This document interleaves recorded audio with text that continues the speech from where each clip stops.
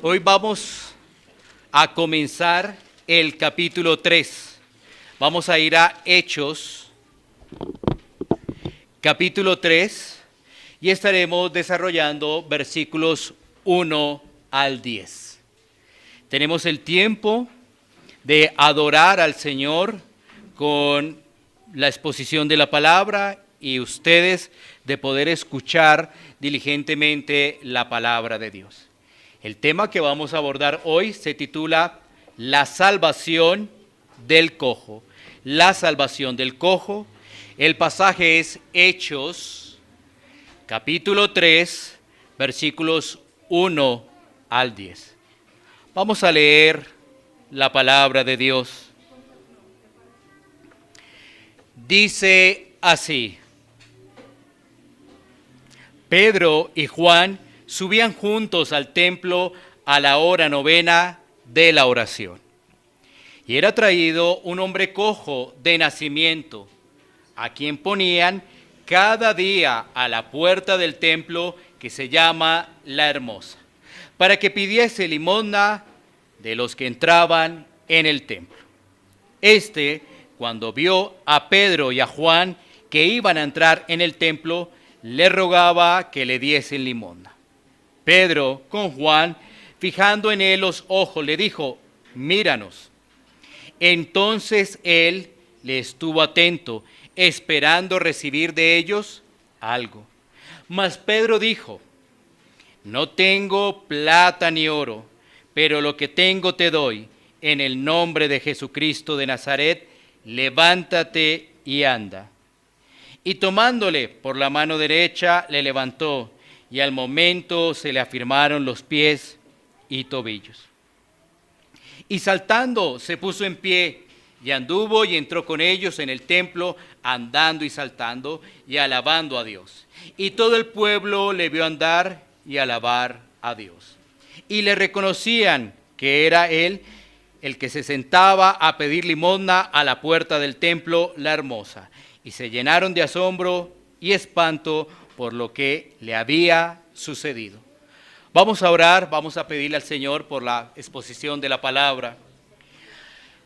Señor, bendito Dios, delante de ti estamos reunidos como iglesia local, atentos para escuchar tu voz. Pero para que haya esa atención tenemos que pedirte, porque reconocemos que fácilmente nos desenfocamos y perdemos la atención del tema. Por ello, Señor, sabemos que la palabra es tan especial para nosotros que debemos pedirte en humildad. Debemos pedirte también en reconocimiento que nos ayudes a tener la atención debida, con reverencia y con temor, sabiendo que la palabra es sabiduría para cada uno de nosotros y trae consuelo, pero también trae ánimo y exhortación a nuestras vidas. Nos enseña y nos permite pedirte que podamos aplicar diligentemente la palabra. Señor, yo te pido que me permitas exponer con temor tu palabra y saber que todo esto lo hacemos no en nuestros propios méritos, sino lo pedimos en los méritos de nuestro Señor y Salvador. En Cristo Jesús. Amén. Muy bien, podemos sentarnos.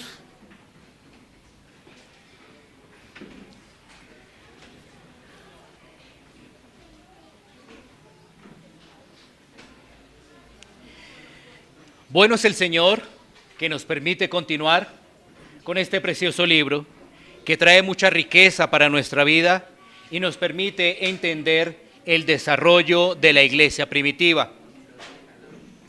La última parte, que se expuso hace 8 días por el pastor Alex, específicamente el capítulo 2, nos dejó ver cómo la iglesia empieza a desarrollar ese impacto tras la investidura del poder del Espíritu Santo. Es decir, ese impacto que se ve en cómo vive la iglesia primitiva. Y ese impacto también cómo se da en Jerusalén.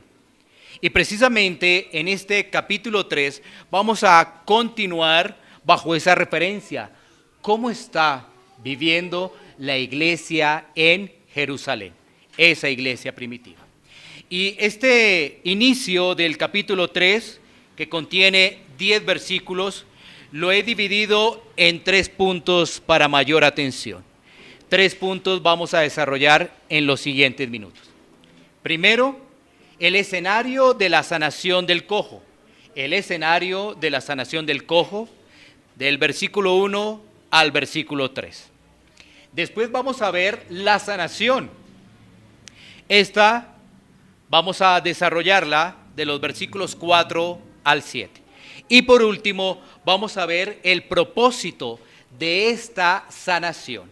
Propósito de esta sanación, versículos 8 y 10. Así que vemos el escenario, vemos la sanación y vemos el propósito de esa sanación.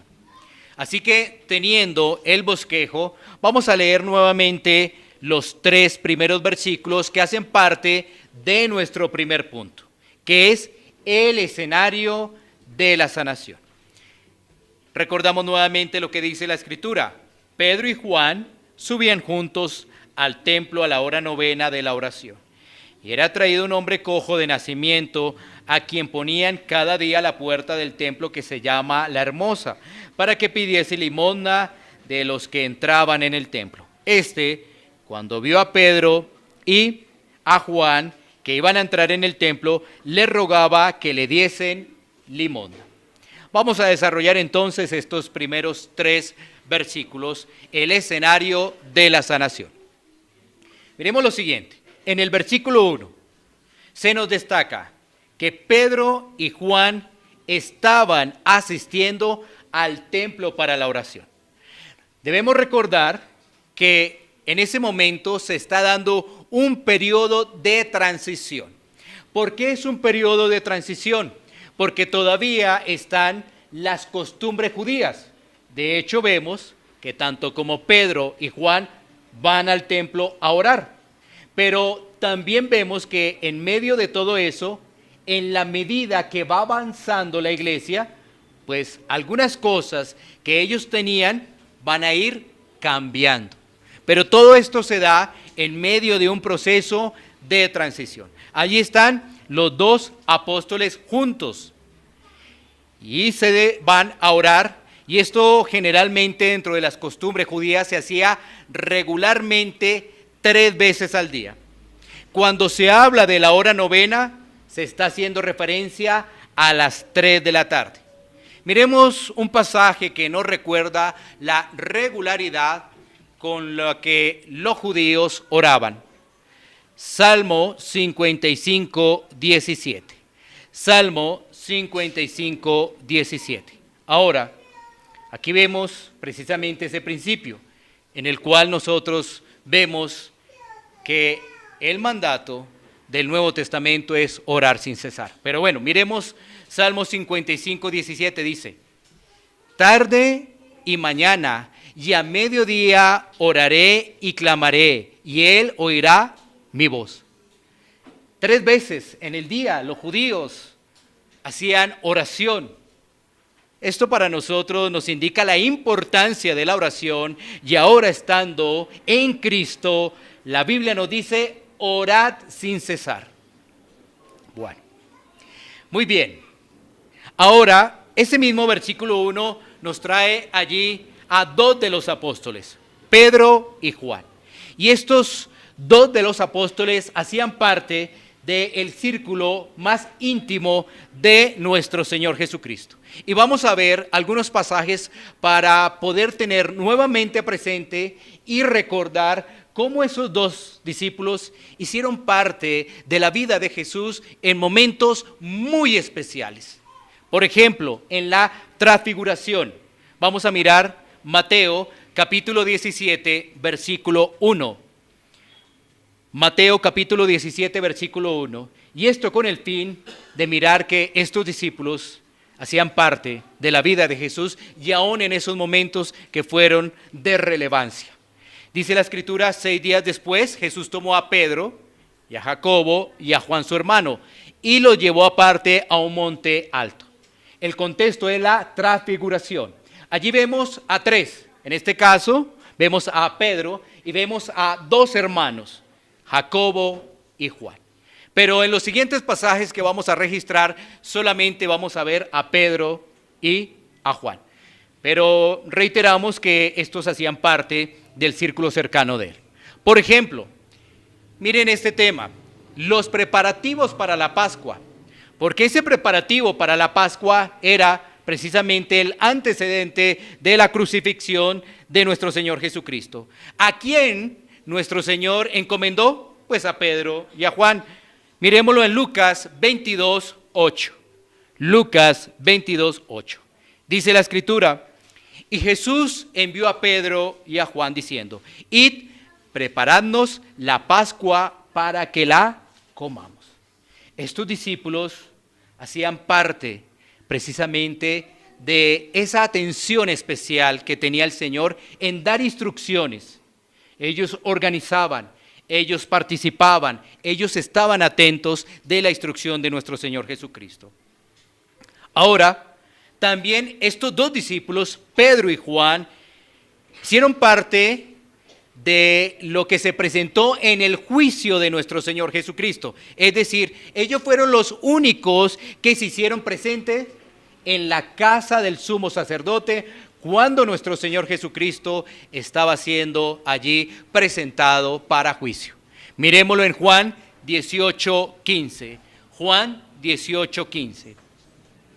Y seguían a Jesús, Simón Pedro y otro discípulo. Cuando tú lees allí otro discípulo, se refiere allí al apóstol Juan. Y este discípulo era conocido del sumo sacerdote y entró con Jesús al patio del sumo sacerdote.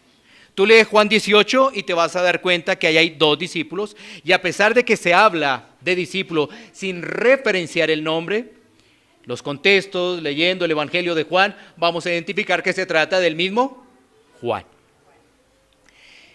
Y también fueron estos dos discípulos, Pedro y Juan, los primeros en visitar la tumba después de la resurrección. Si ves, registramos eventos muy importantes, y en esos eventos muy importantes hacen parte estos dos discípulos. Miremos un momento Juan, capítulo 20, versículos 2 y 3. Juan, capítulo 20, versículos 2 y 3. Dice la Escritura: entonces corrió y fue a Simón Pedro y al otro discípulo, aquel al que amaba Jesús, y le dijo: se han llevado del sepulcro al Señor y no sabemos dónde le han puesto. Y salieron Pedro y el otro discípulo y fueron al sepulcro. Aquí también se nos registra que se habla de el discípulo aquel al que amaba Jesús. Ahí también podemos nosotros evidenciar que se está hablando de Juan. Bueno, y precisamente los primeros capítulos de Hechos nos registran que ellos iban siempre los dos, Pedro y Juan. Pedro y Juan. Y lo vemos allí cuando asisten a la hora novena al templo en el momento de la oración. Ahora, de Pedro y de Juan tenemos que registrar lo siguiente: las personas que tienen un encuentro con Jesús son impactadas y, por supuesto, son personas que le obedecen y desarrollan una vida conforme a lo que ha mandado Jesús. Y esto lo vemos porque nuestro Señor estuvo con ellos, les dio instrucción. Él murió, Él fue crucificado, pero Él resucitó y Él ascendió. Pero ahora ellos tenían el Espíritu Santo para continuar lo que les había sido encomendado cuando Jesús estaba en vida. Bueno, ahora pasemos a el versículo 2. El versículo 2 nos permite identificar ahora las características de este cojo. Y la podemos ampliar con otros versículos para que nos dé una plena información de lo que es este cojo. Por ejemplo, esta persona era cojo desde su nacimiento, ¿sí? Todos los días se hacía a la puerta del templo para pedir limosna. Ahí estamos viendo algunas características. Pero también el capítulo 3 y aún el capítulo 4 nos siguen hablando del cojo. ¿Cómo será esto? Por ejemplo, en Hechos, capítulo 3, versículo 16, se habla de la fe del cojo. Y en Hechos, capítulo 4, versículo 22, se nos dice que era una persona de más de 40 años. Entonces, ya tenemos más información del cojo. Podemos decir que desde su nacimiento estaba con esa limitación física. Podemos decir que entonces esa persona le ayudaban para que estuviese allí en el templo o cerca del templo, a la puerta del templo específicamente, para pedir limosna.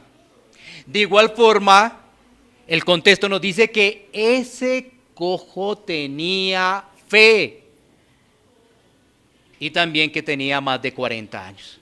Mira, si en primera instancia, la primera parte no nos habla mucho así de la fe, pero leyendo el contexto ya nos permite sumar más elementos y poder afirmar más cosas con respecto a esta historia.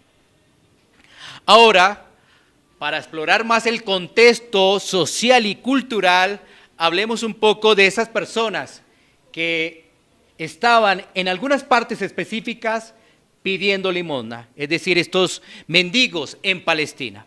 Ellos se ubicaban en 3 sitios estratégicos, estos mendigos allí en Palestina. Eran la casa de los ricos, también eran los caminos principales y se hacían cerca del templo.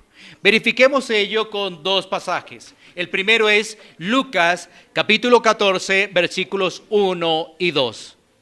Lucas capítulo 14 versículo 1 y 2. Dice la escritura: aconteció un día de reposo que habiendo entrado para comer en casa de un gobernante que era fariseo, esto le acechaban. Y aquí estaban delante de él un hombre hidrópico. Ahí vemos ahí a una persona que se sitúa allí en la casa de estos ricos, o específicamente de estas personas, de este gobernante que era fariseo, para clamar piedad, para clamar ayuda. Miremos ahora los caminos principales, que estos caminos eran de mucha transición. Por eso este tipo de personas se hacían en estos lugares. Marcos capítulo 10, versículo 46. Marcos capítulo 10, versículo 46 dice: entonces vinieron a Jericó, y al salir de Jericó, él y sus discípulos y una gran multitud, Bartimeo el ciego, hijo de Timeo, estaba sentado junto al camino mendigando. ¿Sí? Y finalmente tenemos el ejemplo de este cojo que está a la puerta del templo. ¿Y por qué se hacía a la puerta del templo? Bueno, precisamente hay allí una razón específica. Muchas personas mostraban aparente piedad para ayudar a ese cojo. Muchas personas querían lucirse y entregar una limosna, entregar dinero a ese cojo. ¿Sí? Pero recordemos que Dios es el que conoce el corazón de las personas, si lo que se está haciendo se hace de forma genuina. Ahora, uno trae todo eso a esta época y lo ve igual.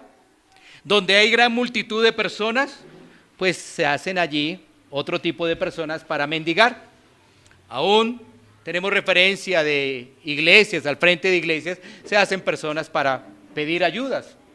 Y por supuesto, donde hay personas con gran aporte económico, allí también llegan estas personas necesitadas. Así que eso ha sido a través de la historia y esto no ha cambiado.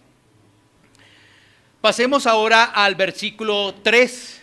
Y el versículo 3 nos dice que están allí Pedro y Juan que llegan. Y el cojo está como regularmente lo hace cada día. Y básicamente el cojo le dice que puedan también ayudarlo. Ahora, Este tema de limosna es que él estaba pidiendo dinero, una ayuda. Estaba pidiendo que demostrara las personas piedad. ¿Y cómo podrían demostrar en esos momentos las personas piedad? Ayudándole y dándole quizás dinero.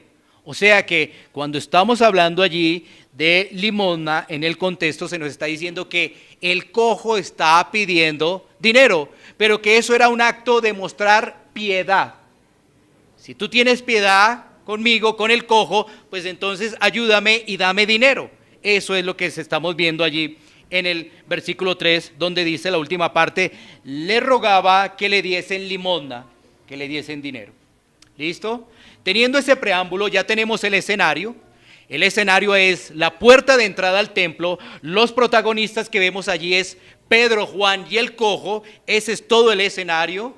Y ya vimos algunos soportes bíblicos que nos ayudan a entender el contexto también. Vamos a mirar la sanación. La sanación, que es nuestro segundo punto. Y lo vamos a mirar desde el versículo 4 hasta el versículo 7. Vamos nuevamente a leerlo y así lo tenemos como referencia. Pedro con Juan, fijando en él los ojos, le dijo, míranos. Versículo 5, entonces él les estuvo atento esperando recibir de ellos algo. Mas Pedro dijo, no tengo plata ni oro, pero lo que tengo te doy en el nombre de Jesucristo de Nazaret, levántate y anda. Y tomándole por la mano derecha le levantó y al momento se le afirmaron los pies y tobillos. Varias cosas vamos a hablar de esta sección que traen riqueza y aún entendimiento y lo podemos traer ahora, inclusive en el tema de los milagros o de las sanaciones. Pero comencemos con el versículo 4 que nos da el inicio de esta sanación. Ahí está Pedro haciendo un llamado específico al cojo para que lo mire atentamente, ya que lo que iba a suceder iba a cambiar la vida de este cojo.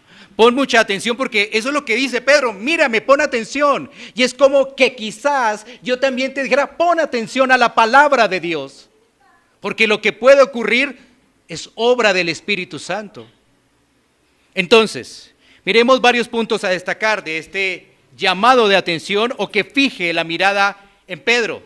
1, Pedro y Juan discernieron por el Espíritu Santo que este cojo iba a ser usado por el Señor con propósito de salvación y sanación.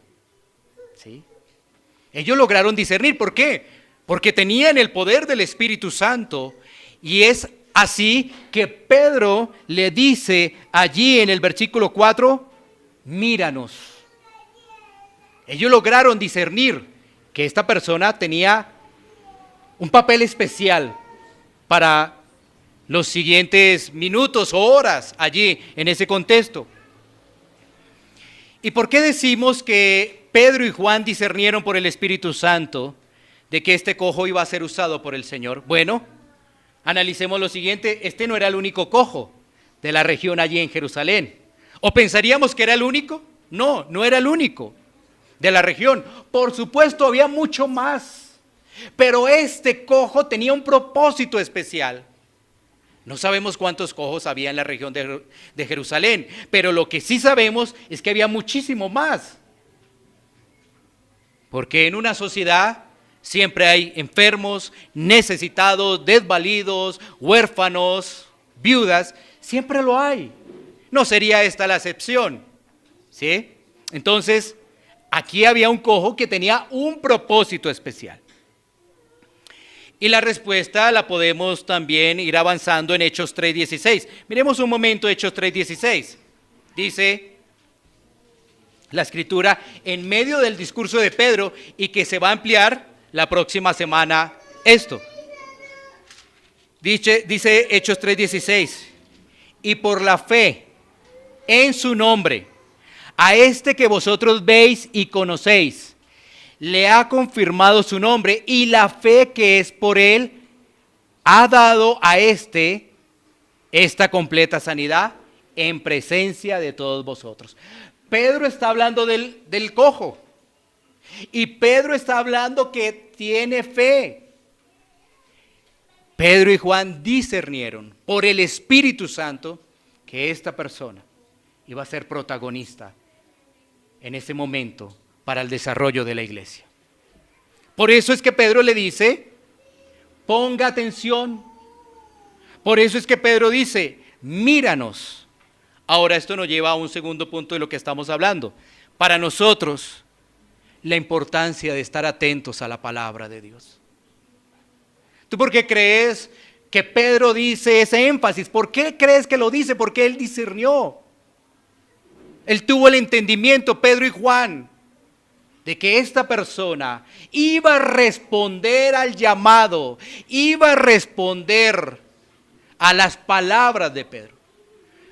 Nosotros hoy en día tenemos la palabra profética más segura, es la Biblia, y cada vez que estamos a exposición de la palabra, debemos saber que Dios puede obrar para darnos mayor entendimiento. Dios puede obrar dándonos mayor luz. Dios puede obrar que aún podamos entender lo que está pasando en nuestra vida con respecto al pecado. Dios puede obrar para aún poder explicar mejor las Escrituras, para que podamos confiar en Él en medio de tribulaciones, pruebas, en medio de lo que estamos pasando. Pero si no ponemos la atención, por eso el énfasis que hace allí Pedro. Recordemos, por ejemplo, en lo que estamos viviendo hoy, Día del Señor, ¿cuál es nuestra responsabilidad? Preparar adecuadamente el Día del Señor. En la medida que nosotros nos preparamos a nuestros hijos, por supuesto que va a haber menos tropiezo y vamos a tener mayor atención y vamos a salir con mayor entendimiento de lo que hemos recibido en el Día del Señor. Porque la palabra es nuestro alimento espiritual, es nuestra nutrición. No preparamos el Día del Señor, ¿qué va a haber en nosotros? Cansancio. ¿Qué va a haber en nosotros? Molestia. ¿Qué va a haber en nosotros? Pues no va a haber atención, nos vamos a distraer fácilmente con cualquiera de los movimientos de las personas. Y muchas cosas pasan y quizás salimos igual. Pero démonos cuenta que el llamado es, míranos. Sigamos avanzando, ahora pasemos al versículo 5. El versículo 5 nos dice que comienza la respuesta, en este caso del cojo, porque el cojo estuvo atento. Sí, ¿qué me van a dar? Claro, el cojo podría pensar, me van a dar una buena cantidad de dinero. Sí, pero él estuvo atento, él atendió el llamado. Míranos, claro, él dijo, a ver qué hay, puso atención en ellos. Pero lo que tenía Pedro era algo muy especial. No solamente su sanidad, sino la posibilidad de estar en el reino de los cielos. Eso es algo realmente maravilloso que vamos a ampliar más adelante. ¿Por qué? Porque no es solamente hablar de una molestia física desde el nacimiento, un problema físico del nacimiento, sino también estar hablando de la salvación. Miremos lo siguiente, podemos estar sanos en este mundo, no nos duele relativamente nada, pero podemos estar tan enfermos por el pecado, que si es así, el destino será el lago que arde fuego y azufre. ¿Sí ves? No nos puede doler nada, pero es tanta la enfermedad del pecado que vamos a ir al infierno. Y otro punto, otra mirada, podemos estar enfermos, podemos estar con alguna situación física en este mundo e ir a la eternidad con Dios. ¿Sí? Bueno, ¿qué quisiéramos nosotros? Estar sanos y salvos, pero para la gloria de Él y para servirle a Él. Porque el hombre quisiera estar sano es para seguir haciendo su voluntad y no la voluntad de Dios. Lo mejor es, Señor, danos salud, pero la salvación, y que esto sea para tu gloria y es para tu gloria, es sirviéndote a ti. Si ves el panorama que realmente deberíamos entender y vivir, bueno, servirle a Él. Sigamos ahora con el versículo 6. En el versículo 6, Pedro dice: no tengo plata ni oro, pero lo que tengo te doy. En el nombre de Jesucristo de Nazaret, levántate y anda. Aquí ocurre el milagro físico del cual estamos haciendo referencia, la sanación. Y esta sanación no se hace en el nombre propio de Pedro, sino se hace en el nombre de Jesús de Nazaret. Cuando Pedro utiliza en el nombre, está hablando de autoridad y de poder. Autoridad y de poder, que le confiere, en este caso, Cristo a los apóstoles para hacer señales, donde incluimos la sanación, los milagros, ¿sí? Es decir, esa autoridad la da el Señor, la autoriza el Señor para que los apóstoles puedan hacer esas sanaciones y milagros. Y con esas señales, ellos estaban testificando que habían sido enviados. ¿Con qué propósito? Cuando tú lees el contexto te vas a dar cuenta el propósito.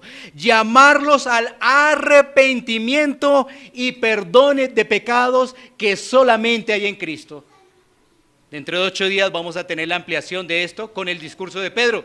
Y Pedro lo que va a decir es: mire, ¿vieron esto? ¿Vieron a este cojo? Arrepiéntanse y tengan fe en Cristo. Si ves el propósito que hay en esas señales, porque la gente se deja impactar, se deja emocionar, y lo vamos a ver también en las características que tiene una sanación o un milagro.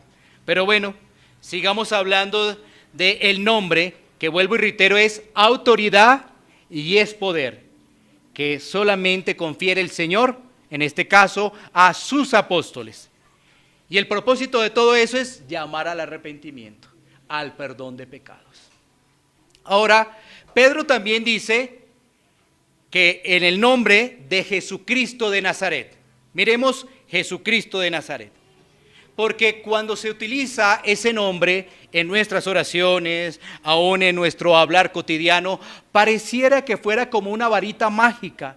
Y hoy en día, en muchas congregaciones que no tienen un estudio profundo de la palabra, lo utilizan como si fuera una varita mágica, en el nombre de Jesús. Pero es que hablar de Jesucristo de Nazaret, cuando lo está haciendo Pedro, él está haciendo referencia a su vida completa y su obra completa, es decir, su nacimiento, su ministerio, su sufrimiento, su muerte, su resurrección y su ascensión. Obra completa. No se está hablando como de una varita mágica, sino se está hablando de todo lo que incluye la vida perfecta de Cristo. Como decíamos anteriormente, tenemos que colocar toda la vida de Cristo, desde su nacimiento, que es el cumplimiento de las Escrituras, su ministerio, es decir, llevar una vida perfecta, siendo tentado, no solamente por huestes espirituales, sino aún mismo por los fariseos, que ellos querían que profiriera una palabra contraria a la ley, muchas veces, ¿sí ves? Su sufrimiento, su muerte, pero como decimos siempre, Cristo no quedó en la tumba, Él resucitó y además, como lo hemos visto en este libro de Hechos, ascendió. Eso es Jesucristo de Nazaret, no una varita mágica, no un nombre que se nombra por nombrar, no, nada de eso. Imagínate personas que dicen en el nombre de Jesús cuando no entienden nada de eso. Cuando no entienden la vida, cuando no han meditado y estudiado lo que es nuestro Señor y Salvador. ¿Sí? Ahora, ¿qué nos dice esto? Esto es muy interesante. Esto lo que nos dice es que este cojo había escuchado, muy posiblemente, de Jesús de Nazaret. Claro, lo podemos verificar con las mismas escrituras. Por ejemplo, el mismo Evangelio de Lucas, cuando hay unos discípulos de camino a Emaús o de camino a Emaús, esos mismos discípulos en Lucas 22, 18, están hablando del alboroto que se había generado en toda Jerusalén con respecto a la muerte de Cristo. Imagínate, este cojo posiblemente ya había escuchado de Jesús. Sin embargo, podemos tener más argumentos. Pedro ya había dado su primer discurso y la iglesia estaba en ese proceso de transición. Imaginémonos que Pedro dice en el nombre de Jesús de Nazaret y dice este cojo, yo no sé quién es Jesús de Nazaret, yo no lo conozco, yo no sé quién es ese señor. No, él tenía información por lo que estamos haciendo referencia. Por eso tomamos al mismo doctor Lucas en Lucas 24, 18, que es donde se está nombrando por parte de estos discípulos que se había presentado gran revuelo en Jerusalén. ¿Sí? Y que además le dice, tú eres, o sea, el único forastero que no sabe todo lo que ha sucedido. No, por supuesto que había una información de quién era Jesús de Nazaret. Porque no solamente dice allí Pedro, Jesucristo, sino dice de Nazaret. Recordemos que aún los que lo enjuiciaron hacían referencia a Nazaret, ¿sí? Jesús de Nazaret. El mismo Pilato, ¿sí? Rey de los judíos. Aquí tienes al rey de los judíos, este Jesús de Nazaret. Bueno, así que el nombre de Jesucristo no es una varita mágica. El nombre de Jesucristo hace referencia a la vida de nuestro Señor y Salvador. Bueno, sigamos entonces avanzando. Concentrémonos un poco en el milagro. Aquí tenemos 4 características que nos ayudan a identificar el milagro. 4 características. Y que lamentablemente hoy en día nosotros vemos cómo aquellas que se hacen llamar iglesias, pues lo utilizan para otros fines. Miremos. Primera característica, ese milagro fue inesperado. Esto lo podemos identificar en los versículos 4 y 6. ¿Qué estaba esperando el cojo? Limosna. El cojo no estaba esperando su sanación. El cojo no estaba esperando su salvación. Es decir, esta sanación, este milagro fue inesperado. Punto número 2. Este milagro fue hecho en el nombre de Jesús. Eso quiere decir, con base a lo que hemos visto, que hay pleno entendimiento de la obra de Cristo. Pleno entendimiento y por eso se nombra. 3. Fue instantáneo. Eso lo vemos en el versículo 7. Y vamos a ampliar ahorita el versículo 8, pero podemos anunciar lo del versículo 8 para la 4ª característica del milagro, es que fue completo. Una vez más, esa sanación fue inesperada. Tú lo verificas ahí, versículos 4 y 6. Fue en el nombre de Jesús, versículo 6. Fue instantáneo, versículo 7. Fue completo, versículo 8. La escritura que hable, porque cuando nosotros hablamos de esto y cuando venimos de diferentes contextos, ¿qué vemos? Las iglesias llegan y dicen, hoy tenemos viernes, hoy que tenemos jueves, hoy tenemos domingos, hoy tenemos sábados de milagros. Y muchos de esos milagros no tienen esta característica. Muchos salen igual o salen medio, porque les dicen, en 3 meses vas a estar, en la otra semana, o a otros le dicen, no tienes fe. Vuelvo y reitero, aquí había el poder de Dios. Y cuando está el genuino y auténtico poder de Dios, eso es otra cosa. Eso es otra cosa. Aún el mismo tema de los milagros, aunque la gente no se da cuenta, pero resulta comprando el milagro. ¿Sí? Es más, aquí hay una alerta y la vamos a ver en la aplicación. Bueno, creo que esto nos da un panorama muy interesante de lo que es el obrar de Dios y lo que sucede cuando Dios realmente actúa. Ahora, cuando tú ves estas 4 características, te vas a dar cuenta que muchas hacen parte también de la vida de Jesús. Jesús se encontraba con ciegos, les daba la vista, pero no les decía en 2 días, en una semana, en 15 días, vas a ver, o primero el ojo derecho y después el izquierdo. No, si te das cuenta, era algo donde estaba el poder realmente. Y no era algo que se hacía como para que la gente realmente dependiera de una emoción, sino que tenía allí una identificación y era también llamarlos al arrepentimiento. El discurso de Juan el Bautista coincide plenamente con el discurso de Cristo y coincide plenamente con el discurso de los apóstoles. Es lo mismo. Arrepentíos y convertíos porque el reino de los cielos se ha acercado. Eso no ha cambiado. ¿Qué necesitamos? Leer las Escrituras. ¿Qué necesitamos? Ser expuestos a las Escrituras. Sigamos avanzando.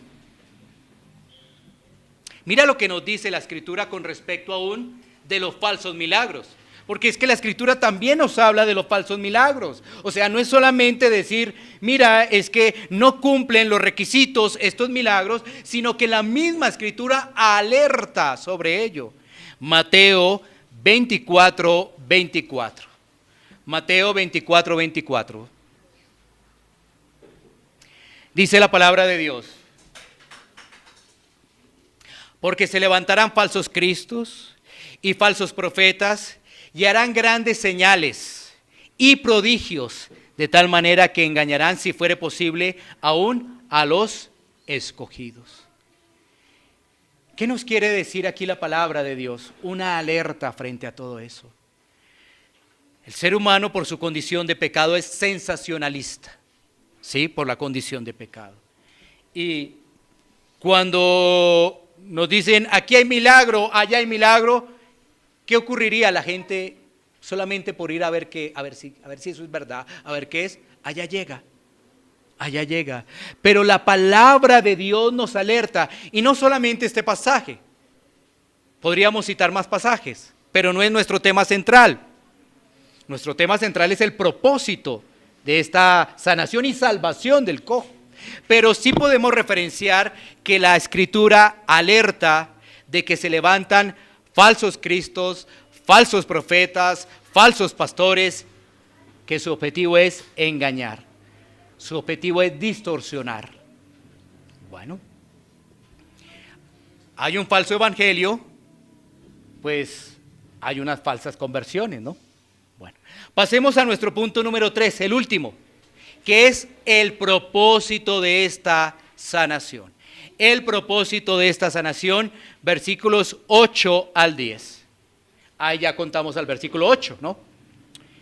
Vamos a leerlos y vamos a identificar 3 propósitos que vemos allí en el texto de precisamente esta sanación. Entonces, lo leemos, lo recordamos. Y saltando, se puso en pie y anduvo. Y entró con ellos en el templo, andando y saltando y alabando a Dios. Y todo el pueblo le vio andar y alabar a Dios. Y le reconocían que era el que se sentaba a pedir limosna a la puerta del templo, la hermosa.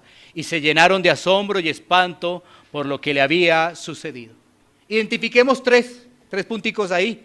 Tú los puedes ir mirando y así quizás de pronto coincidamos.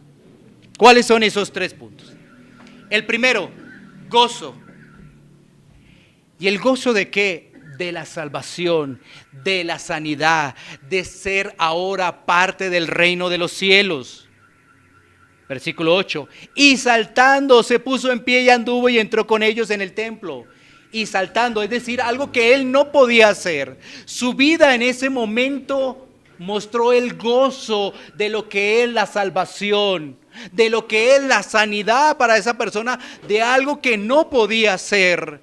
Cuando una persona identifica su grave problema y ve la esperanza y ve la solución, por supuesto que su rostro de tristeza, de melancolía, de decepción, cambia. por el gozo del Señor. Por el gozo del Señor. Punto número 2. Ese gozo lo transformó en alabar a Dios. Alaba a Dios. ¿Sí? Ahí nos estamos dando cuenta que no fue una sanidad y salvación para él, ¿no? Para ahora yo ya puedo hacer lo que quiera. Vamos a poner este ejemplo. El cojo es sanado y dice, uy, qué bueno, estoy a la puerta del templo, me voy a recorrer los campos, me voy a recorrer las calles. ¿Sabes qué hizo? Ingresó con ellos al templo. A darle gloria a Dios. Si ves cómo es la transformación, el cambio de una persona que ha sido salvada, ahí cambia completamente, porque uno diría, me voy para otro lado. Y de hecho las Escrituras nos registran que el Señor Jesús hizo una sanación, pero habían varios y solamente uno le dio la gloria, a los otros se fueron a la diversión a hacer lo que no podían hacer antes. Y uno pensaría, claro, cojo desde mi nacimiento, ahora, uy, ¿cómo puedo saltar, puedo brincar? Me voy a disfrutar de las calles, de las casas de Jerusalén. No. Este fue a alabar a Dios, a darle gloria a Dios. Por eso decíamos que tenía fe. Ahí estamos identificando. Pero ¿cómo nos confirmamos? Versículo 16. Porque podríamos estar especulando, pero cada vez tenemos mayores argumentos para decir, no, este cojo tenía fe. Pero gracias a Dios las Escrituras nos lo confirman en Hechos 3:16 que leímos anteriormente. Y el tercer punto es que este cojo, lo que estaba haciendo también hacía parte de dar testimonio para el pueblo. Testimonio para el pueblo. ¿Por qué? Versículo 9 dice, y todo el pueblo le vio andar y alabar a Dios. O sea, el pueblo estaba viendo la obra de Dios. Porque es obra de Dios la sanación, ¿no? Por eso decimos la obra de Dios. Así que, ¿cuáles son los propósitos? 1, el gozo de la salvación, que de allí, por consecuencia, sea una sanación, pues gloria a Dios. El otro propósito, alabar a Dios. Y el otro propósito, testificar al pueblo de la gloria de Dios, de lo que había sucedido con él. ¿Qué iba a pasar? Un pequeño adelanto, muy pequeño de lo que viene dentro de 8 días. Al ver eso el pueblo, el alboroto que estaba sucediendo con este cojo, el pueblo una vez más se iba a reunir ¿a qué? A escuchar la palabra de Dios. ¿Por parte de quién? De Pedro. ¿Ya entendemos el propósito? El propósito no es uno, o sea, es mi egoísmo, sálvame a mí, sáname a mí. No, sino en medio de todo eso, el propósito de Dios con la sabiduría que Él tiene es, el cojo es sanado, el cojo es salvado, pero inmediatamente entra en operación Pedro para una vez más decirle, arrepentidos, conviértanse al Señor. Pedro iba entonces a exponer la palabra, que eso vendrá a continuación la próxima semana. Bueno, ¿qué nos deja este texto a manera de conclusión? 4 puntos vamos también a desarrollar. 4 puntos a manera de conclusión.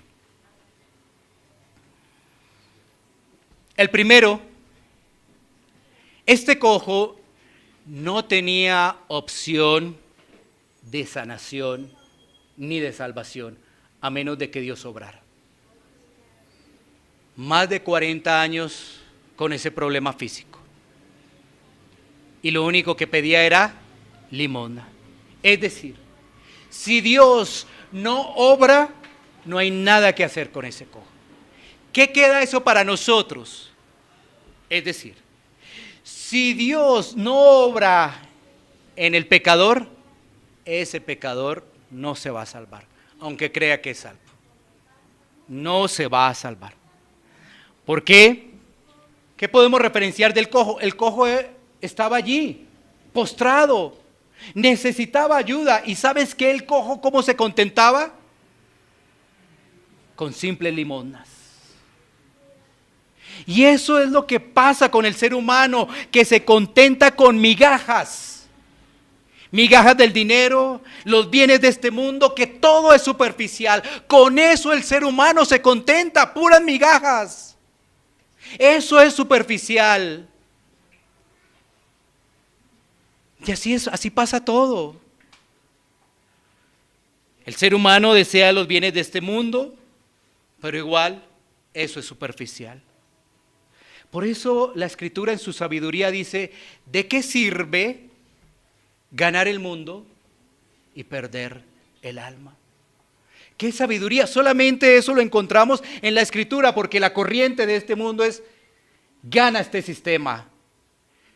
Pero el sistema no te dice de que te vas a morir, el sistema no te dice que los bienes que tienes son temporales porque pasarán tarde o temprano a otra persona. Eso no te lo dice, aunque tú ya lo sabes. Pero con esa verdad tú dices, no importa, venga todo lo que sea que tengamos. Pero por eso expreso en esta conclusión que esos son migajas. ¿Y no crees que lo mismo se contentaba el cojo? El cojo decía, deme limosna, porque él sabía que ya estaba perdido, nadie lo iba a levantar, ya llevaba más de 40 años, entonces ya se conformó a las migajas, a las simples limosnas que podrían darle las personas que se acercaban al templo. Pero es que hay más grande, hay cosas más grandes que eso, que unas simples migajas, y es nuestra salvación. Es confiar en Cristo, es vivir para Cristo. ¿Por qué crees que la Escritura dice que no debemos hacer tesoros terrenales? Sino lo que debemos hacer es tesoros celestiales. O sea que uno pensaría desprevenidamente, allá yo puedo llevar mi casa donde habito y allá puedo llevar mis pertenencias y mis ropas y mis autos. La Escritura sabiamente dice que no. Que hemos venido sin nada a este mundo y sin nada nos iremos. ¿Dónde encontramos eso? En la Escritura, porque la Escritura es sabia, porque es inspirada por Dios. Entonces, no nos contentemos con migajas. Y nosotros podíamos identificarnos claramente como ese cojo. No hay nada en nosotros. Solamente que el Señor tenga misericordia y extienda su mano para que nos levante y podamos vivir para su gloria. Para su gloria. Punto número 2 de esta conclusión, y tiene que ver con el tema de las sanaciones. Si tú te das cuenta, muchas veces estos pasajes se pueden malinterpretar para varias cosas. Uno, el tema de la manipulación del dinero. 2, el tema de invitar a las personas a un milagro, sabiendo que el milagro más grande es nuestra salvación. Pero todo se hace de forma temporal para que en el fondo esos sitios donde se hace eso, pues recauden más dinero. Y estas congregaciones, si las pudiéramos llamar así, pues solamente a costa de estas invitaciones y de malinterpretación de la palabra, lo que están haciendo es creciendo sus arcas. ¿Por qué expreso esto? Porque muchos de los que estamos aquí presentes venimos de ese tipo de congregaciones. Porque hemos estado en ese tipo de congregaciones, donde particularmente, en mi caso particular, se decía, aquí tenemos un día entre semana de milagro, no sé si era el miércoles o el jueves, no recuerdo porque eso ya fue hace mucho tiempo. Miércoles de milagros, y jornadas de sanación, sí, pero se tomaban pasajes, versículos fuera de contexto para alimentar las emociones de las personas. ¿Y cómo lo hacían? Pues oscuridad, música especial y otros elementos que ayudan a generar emociones a las personas. Pero, ¿qué veíamos después en las personas? Las personas en su egoísmo, las personas en su vida común y corriente, transando, codiciando, haciendo cosas que están contrarias a la palabra de Dios y siguen igual. Porque como vemos en el discurso que vendrá a continuación, el mensaje es arrepentimiento. Las señales eran una indicación de que esas personas, los apóstoles, eran enviados con un fin: anunciar el reino, anunciar que Cristo es el único que puede perdonar los pecados. Pero aún más, Cristo en su sabiduría, o Dios en su sabiduría, ¿qué les dice en sus discursos antes de partir? Los voy a enviar para que ustedes también hagan lo mismo que yo hice. ¿Sí? Eso es. Y esa fue una labor de los apóstoles, y lo vamos a ver en los siguientes relatos del libro de Hechos. Punto número 3. El 2 es el tener el cuidado con lo que hay en ese tema de las sanaciones y el dinero. Porque muchos de nuestros familiares pueden estar asistiendo a ese tipo de iglesias. ¿Y qué necesitamos? No nuestra sabiduría no sirve para nada. ¿Qué necesitamos? La palabra de Dios. La única que puede convencer. Es que si estamos hablando esto a los hermanos, no es que nosotros digamos es que somos más sabios y nos dimos cuenta de la trampa de ellos. No. No estamos diciendo eso. Estamos diciendo que es la exposición de la palabra de Dios y la sabiduría de Dios la que puede abrir ese corazón para que entienda que el mensaje no es milagros, que el mensaje no es sanación, el mensaje es arrepentimiento y perdón de pecados. Eso es lo que estamos diciendo, para que no entre eso en confusión. Y no nos creamos nosotros más que los demás, porque no somos más que los demás. Somos necesitados de Dios. Pero la luz de la palabra, la iluminación del Espíritu Santo nos permite afirmar esto. Por eso cuando hablamos de las 4 características del milagro, las volví a repetir y referencié los versículos, para que tú puedas hacer la tarea, seguir estudiando y puedas ver estos milagros y puedas ver los milagros de Jesús y hacer la tarea.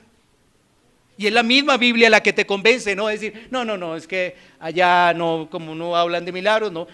Porque el punto número 3 es que Dios es soberano y Dios puede sanar conforme a su voluntad. Si Él quiere, Dios es soberano. Pero nosotros no le damos órdenes a Dios. ¿Nosotros quiénes somos? Dios es soberano. Dios tiene un plan perfecto de salvación. Él es soberano. Y lo que Él tenga para mi vida, gloria a Dios. Gloria a Dios. Y eso lo vemos en muchos pasajes de las Escrituras. Por ejemplo, en las redes, en la emisora, cuando pasamos versículos del sufrimiento de Job, aún de Pablo, la gente los denuncia y dice que eso llama al odio. Es increíble, increíble. A cualquier momento nos van a cerrar los canales, pero ¿qué hacemos? Pero si estamos citando la Biblia y la gente lo denuncia. No, sufrimiento no. Y entonces, ¿qué hacemos con el libro de Job? ¿Qué hacemos con Pablo? ¿Qué hacemos con los discípulos? ¿Qué hacemos con los apóstoles? Por eso decíamos al principio, hay gente que está tan enferma por el pecado, que no reconoce la necesidad de sanidad en su salvación y quiere ganarse el mundo. Así que el punto número 3 estamos haciendo referencia a la soberanía de Dios. Y Él es soberano. Él es soberano. Y Él lo hará conforme a su voluntad y conforme a sus propósitos. No conforme a nuestros caprichos, deseos egoístas. No. Y punto número 4. ¿Qué nos lleva también el pasaje? A testificar de Cristo. Vemos allí la labor de Pedro y de Juan. Un encuentro con Jesucristo, a ser expuesto a la palabra, cambia la vida de la persona. vemos cómo Pedro y Juan llevaron a una vida práctica lo que recibieron del maestro. Pero también vemos que el cojo testificaba allí con su gozo, alabando a Dios de que había sido sanado, de que había sido salvado. ¿Qué implica este cuarto punto de la conclusión para nosotros? Es que tenemos que hablar del Señor, tenemos que testificar de Cristo, el gozo de la salvación. Si no hay gozo de la salvación es porque consideramos que nuestra salvación es así de pequeña. Pero cuando vemos nuestros pecados, cuando vemos lo que dice la Escritura en Génesis capítulo 4, que el pecado está a la puerta, ya vemos más bien una salvación grande, inmensa, pero además inmerecida. ¿Y eso cómo no nos va a llenar de gozo? ¿Cómo no nos va a cambiar el rostro? Pero si ves, salvación pequeña, que los demás no se den cuenta que yo soy cristiano. No. Salvación pequeña, mis pecados son simples ofensas a Dios. Además, yo creo que la verdad peco muy de vez en cuando. Entonces, no. Si ves, salvación pequeña, ¿qué hace la persona? No testifica, no parece que Cristo la ha salvado. No tiene gozo porque como no puede tener lo que anhela el mundo, entonces vive descontento. Ay, pero yo quisiera esto, yo quisiera lo otro. Mire mi vecino cómo prospera, mire cómo hace tal cosa, cada 8 días cambia de ropa, cada tal. Ay, yo no puedo hacer. ¿Yo qué voy a la iglesia cada 8 días? Debe ser que necesito cambiarme de iglesia. Porque ¿sabes qué hay iglesias hoy? Hay iglesias para empresarios, ¿sí sabías? ¡Qué tristeza! Hay iglesias para empresarios, hay iglesias que parecen club social, hay iglesias que se especializan en, no, esta es una iglesia como solamente para mujeres, esta es una iglesia solamente para jóvenes. Eso está ocurriendo hoy en día. Este es el panorama. ¿Qué ocurre con la iglesia?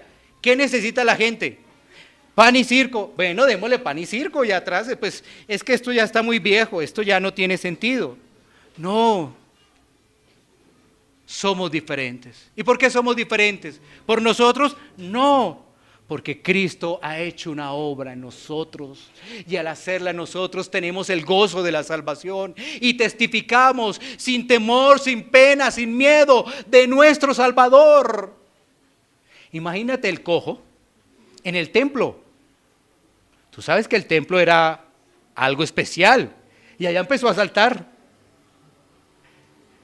Uy, las normas, la reverencia que hay que tener. No, en ese momento él fue impactado. Claro, debían enseñarle, debían aún guiarle que pueda crecer en santificación. Pero no ocultó la felicidad de que Cristo estuviese en su vida. Así que el llamado es, no nos quedemos en una zona de confort, porque eso es muy peligroso.